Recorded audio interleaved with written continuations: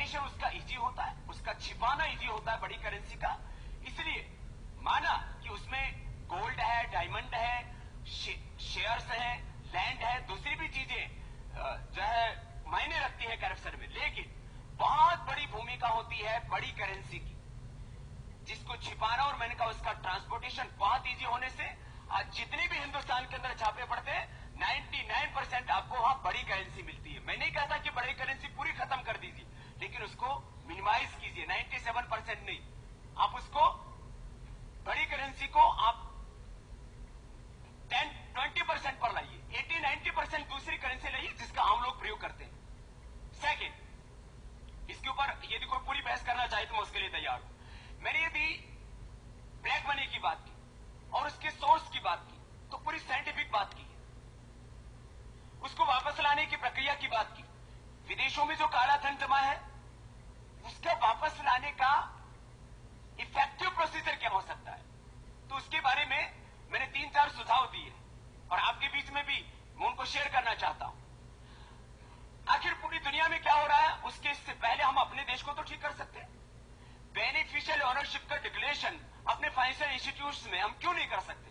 और चाहे Mauritius root से पैसा आता है चाहे और कहीं से आ रहा है, और मॉरिशस तो हमारे पूरे प्रभाव में, हम बेनिफिशियल ओनरशिप का डिक्लेरेशन अपने यहां भी कर सकते हैं और उनके यहां भी करा सकते हैं, और इसका मॉरिशस रूट से पैसा आ रहा है कहीं से भी उसका रूट का पता लगा सकते हैं। चाहे वो दूसरी बात चाहे प्रोमिसरी नोट के से इस देश के अंदर हजारों और हो सकता है लाखों करोड़ रुपए के आसपास भी पैसा आया हो। एक और मिनट बाबू जी, उसके बाद फिर मैंने कहा prevention of corruption money laundering act में एक नया प्रोविजन कीजिए, जनरल पर्पज एफआईआर का कैसे पता लगाएंगे?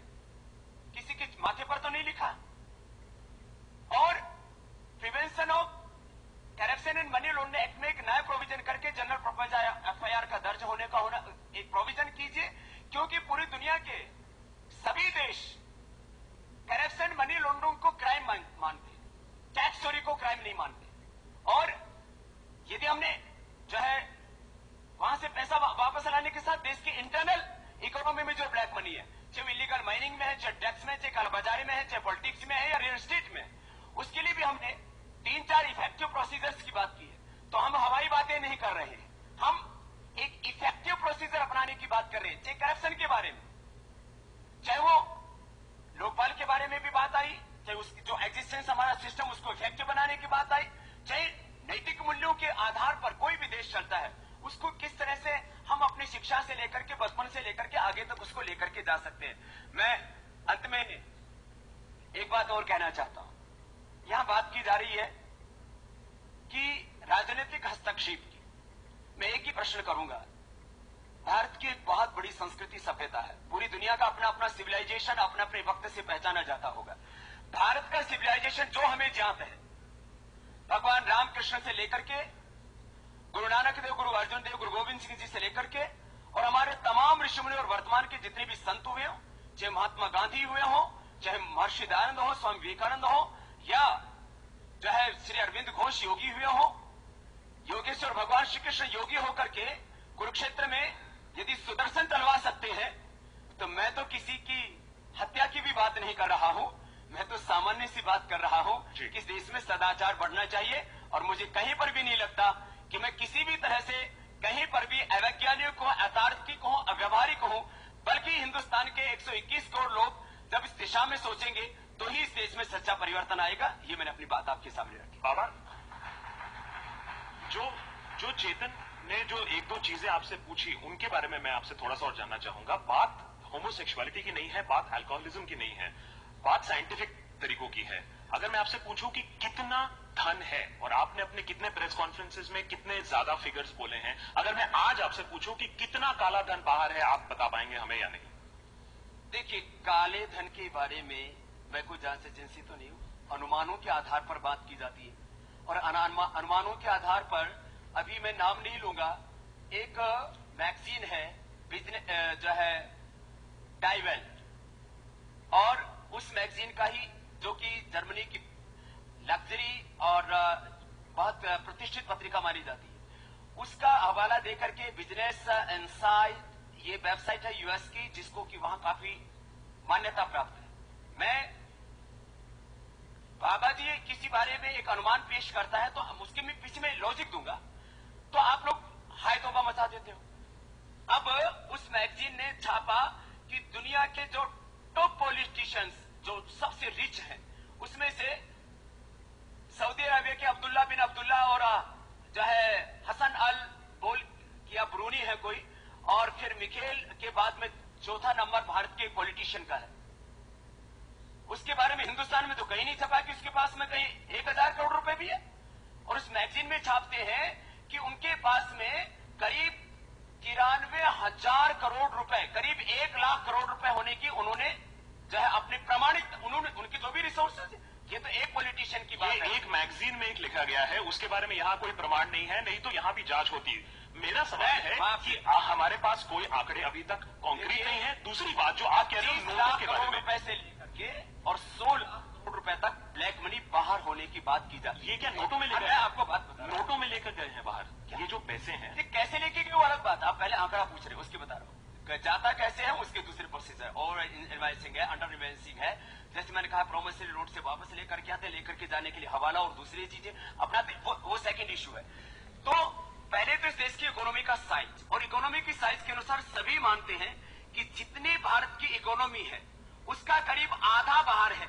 अब इस देश की इकोनॉमी को आप केवल तो पेपर पर बैलेंस शीट पर आ गया उसी को हम इकोनॉमी मानेंगे, या दूसरी जगह जब मैंने कहा चाहे वो रियल एस्टेट में है, चाहे वो जो है इलीगल माइनिंग में है, चाहे वो ड्रग्स में है, चाहे पॉलिटिक्स में है, काला बाजारी में है, जो दूसरा पैसा उसको नहीं गिनेगी। तो जितनी देश की इकोनॉमी है उसके करीब आधा बाहर है, ये तो माना ही जाता है। इकोनॉमी तो जीडीपी होती है, आधा बाहर तो सेविंग्स है, कैसे, मतलब व्हाट इज द कनेक्शन? देखिए व्हाट इज द कनेक्शन?